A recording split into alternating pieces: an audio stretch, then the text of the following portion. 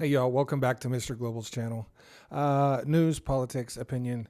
New Forbes contributor. I don't know if I told you guys that, but I am now with Forbes magazine reporting on business and energy.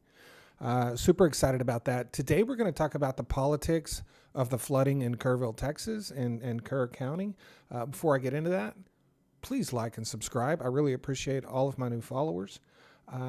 And taking this journey with me to build this YouTube channel. This is something that I've taken on and hope to greatly improve on. Okay, we're in the early stages. It's only going to get better. I work really hard at this. The more I hear about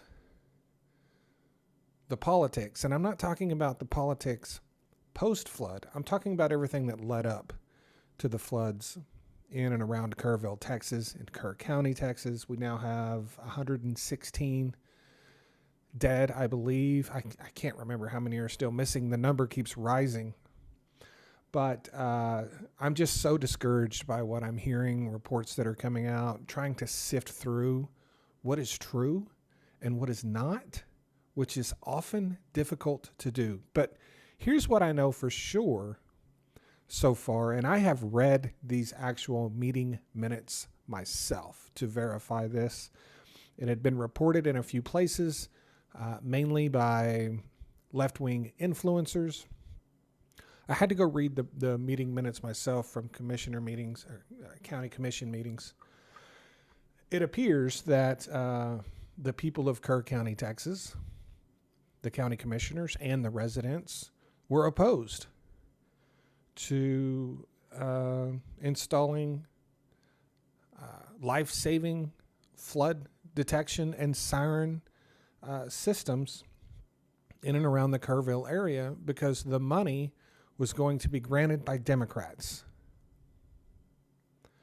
And I want to remind you that this is an area that has a very long history of people dying in flash floods. This happens all the time.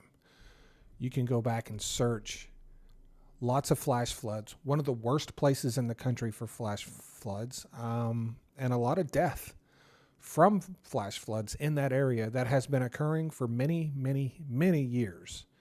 They knew they needed these systems in place. I will say there was a lot of people in and around that area. There was commissioners and residents that desperately wanted these alarm systems. Unfortunately, there was a few who let their politics and their hate and division that generally comes with politics get in the way of that. They didn't want to accept the money and spend it on these systems because it was coming from Democrats.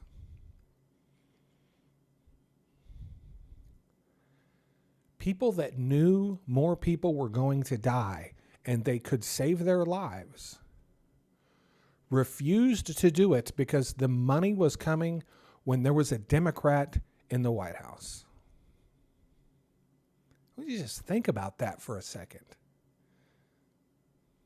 How bad does our politics have to be? How divided can we be? How much of a mess have we made of this country when we would rather risk people's lives than accept grant money from an administration we don't agree with? I'm no fan of Donald Trump. I think that's obvious. But if right now, the Trump administration granted my town some life-saving equipment, new tornado sirens, whatever, I would 10,000% support that. The lives of the people in my community and the children, mainly, it doesn't even compare to my disagreements with the president. The thought of saying no to life-saving systems and equipment over politics, honestly, it just blows my mind. I do live in an area. I live in the heart of Tornado Alley. I've seen the destruction of weather and storms. I've lived it. I've helped in cleanup efforts. And maybe my experience with that makes me think differently about it. But I don't think so. I think I would feel the same way whether I had lived here or not. You know, if there was some grant that would put solar panels on my house, I don't care who the president is. I'm taking that. I'm taking that if it's available to me. It's just so frustrating to know how many lives have been lost. And the sirens are so important because oftentimes these things happen in the middle of the night when people are sleeping. That's why sirens are so important. You got to wake people up. You got to get them up out of bed. You got to wake them up. You got to startle them up. You can't call somebody on the phone and expect them to answer at 3 o'clock in the morning.